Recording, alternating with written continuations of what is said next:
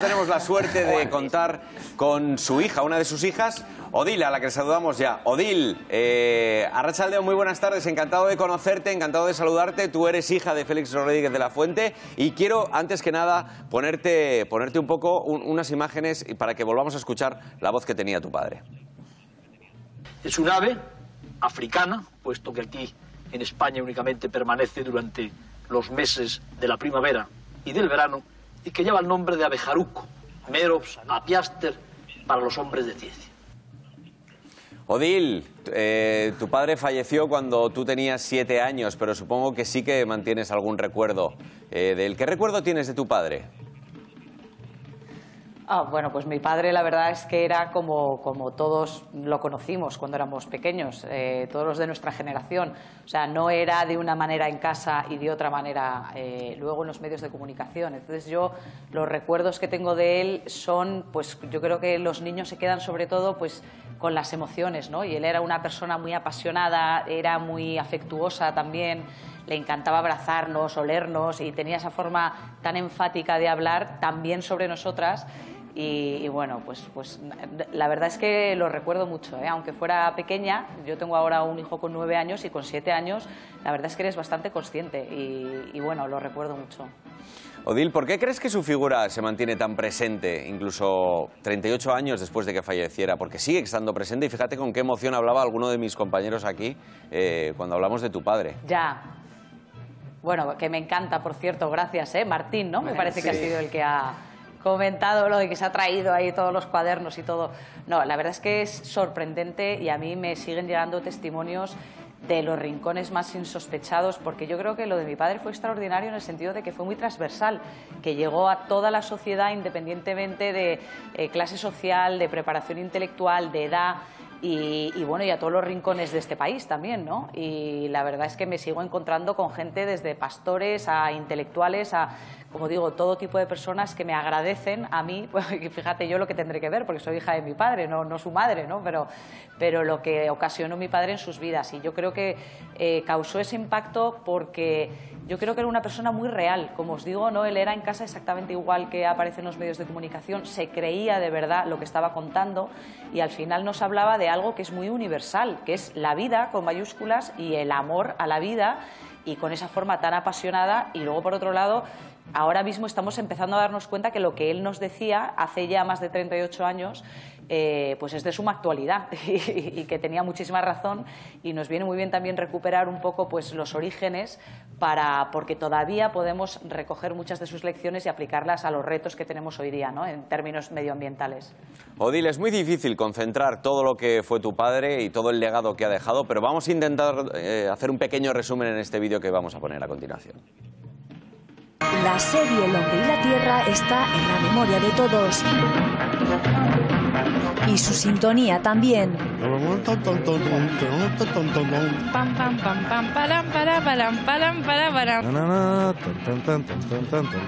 No es fácil, no es fácil.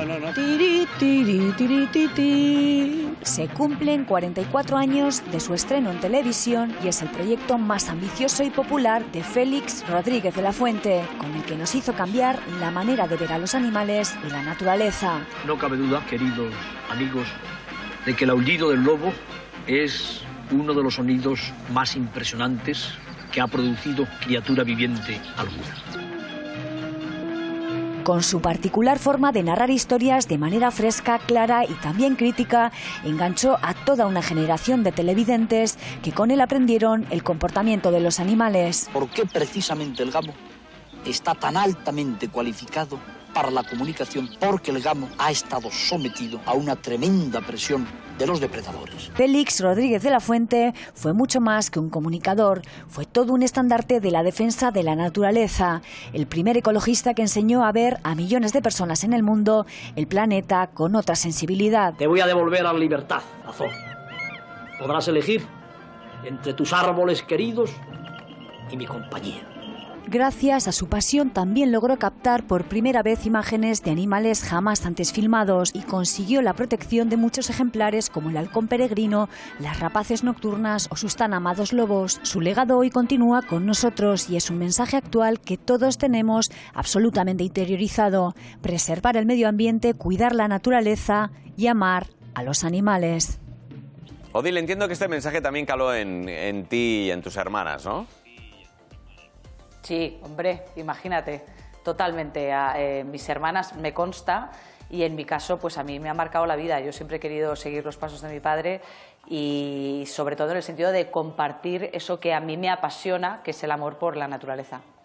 Vamos a centrarnos también en alguna, o sea, al final tu padre era el macho alfa también de unos lobos que él también salvó en un momento dado. Yo creo que el lobo es quizás el animal con el que más relacionamos también a Félix Rodríguez de la Fuente. Vamos a escuchar y ver estas imágenes.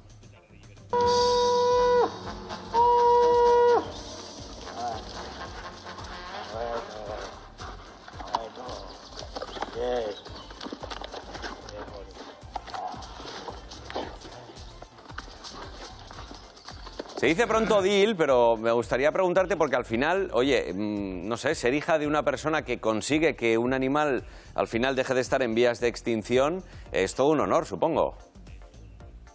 Sí, bueno, y además no solamente el lobo, ¿no? La verdad es que mi padre, en términos de la lucha más ecologista, como quien diga, logró grandes hitos, la protección de muchos espacios que hubieran desaparecido si no hubiera sido también por su implicación personal, y luego la protección de especies como el lobo, que no es que pasara a estar protegido, pasó a ser una especie cinegética, pero salió de la lista de alimañas, ¿no? Por las que premiaban los ayuntamientos por dar caza.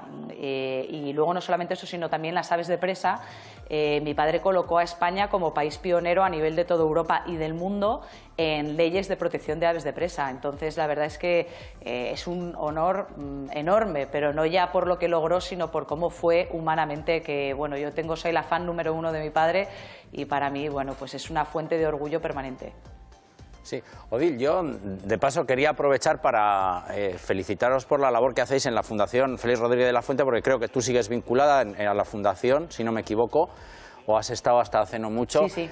Y por la labor que seguís haciendo para dar a conocer la labor de tu padre y en el campo del conservacionismo, porque yo desde entonces, desde los 13 años o desde antes, he seguido vinculado a todo esto, aprendí un montón de cosas y ya te digo, aprecio mucho el que sigáis haciendo esa labor, la sigo y quería aprovechar para agradecértelo ya que te tengo aquí hoy delante. Muy bien, igual. Muchas gracias. Odil, otra imagen que no se nos puede escapar a nadie de la retina es la siguiente. Tu padre y la anaconda. Por el cuello en los primeros momentos de la lucha es cuando resulta verdaderamente peligrosa porque puede morder. Hay que esperar el momento propicio para coger al animal por el cuello. Realmente, después de capturar unos cuantos grandes oficios, habíamos cobrado quizá demasiada confianza. Pero Odil, hay imágenes que se nos han grabado a nosotros, supongo que a ti más todavía, pero y es una suerte que me imagino que aunque tu padre no esté, tengas el legado, que por lo menos audiovisual, de poder seguir escuchándolo y seguir viéndolo. Pero estas imágenes que se nos han marcado a toda una generación, decíamos, porque decíamos, oye, ¿os acordáis de Félix? Y hablando ahí un poco en la redacción con todos los compañeros y compañeras, la imagen de la anaconda, ese pedazo de bicho, y ahí cogiéndolo entre varios, y al final, que si le muerde, que si no le muerde... al final estaba en situaciones de riesgo y de peligro que me imagino que tú como hija también tuviste que sufrir. Y cuando os contaba las anecdotillas, oye, ¿qué pasó en este viaje, papá y tal? Pues nada, estuve con una anaconda que medía no sé cuántos metros. Me imagino que miedo también, ¿no? Sí. Bueno, yo la verdad es que quizá con esa edad tampoco era muy consciente. Yo he sido también muy aventurera desde pequeña y muy de hacer así un poco locuras, pero sin embargo mi padre te diría que no era una característica suya. Él no era un hombre inconsciente o que asumiera riesgos por asumirlos, ¿no? O aventurero en el sentido que tenemos de la palabra. Yo creo que él era un libre pensador que lo que quería y lo que sentía era la necesidad de compartir pues lo que él sentía por la vida con todos nosotros y contagiarnos y seducirnos con esa pasión y ese convencimiento que él tenía. Odil, incluso en el último viaje que hizo, al final, ese viaje fatídico en avioneta, una avioneta que encima cambiaron previamente porque en la que iban a montar, tu padre tenía miedo de montar, tenemos también las imágenes de cómo emprende el vuelo esa avioneta.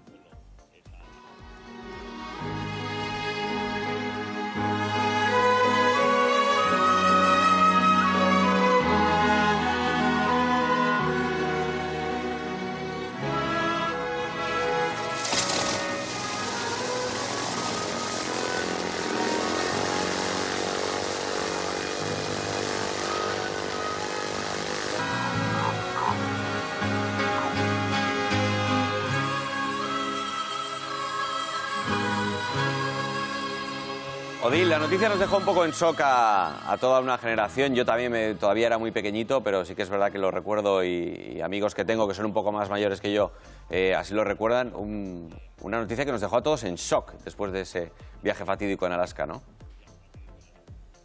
Sí, yo creo que la verdad es que estaba en la flor de la vida y sobre todo ahora que ya nos vamos haciendo más mayores, porque claro, cuando eres pequeño, un hombre de 52 años casi te parece que, bueno, entra dentro de lo natural porque ya tiene una edad, pero claro, ahora que ya estamos en la cuarentena, ¿no? Y dices, pues es que 52 años es jovencísimo.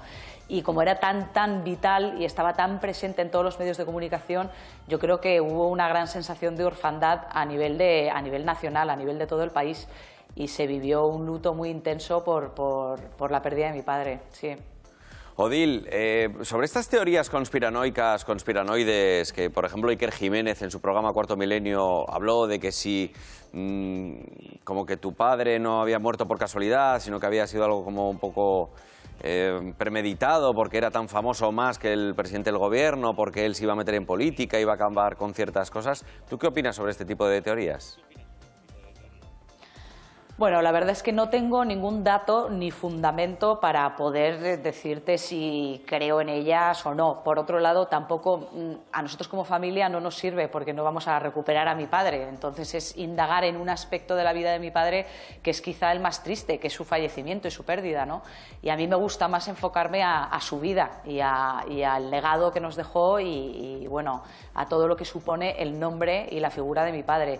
Y bueno, pues es verdad que no es la primera vez que me lo comentan y es verdad que hay muchos misterios alrededor del fallecimiento de mi padre, pero como te digo, yo no tengo nada que me lleve a pensar que eso fue así y que no fuese un accidente, como es lo que en general fue aceptado por todos, ¿no? Odil, no sabes cuánto te agradezco que hayas estado con nosotros, haberte conocido y haberte prestado a estar en nuestro programa y haber recordado la figura tan importante, fundamental de tu padre. Te mando un abrazo muy fuerte y el agradecimiento de nuevo. Gracias, un besazo. A vosotros, muchas gracias, adiós.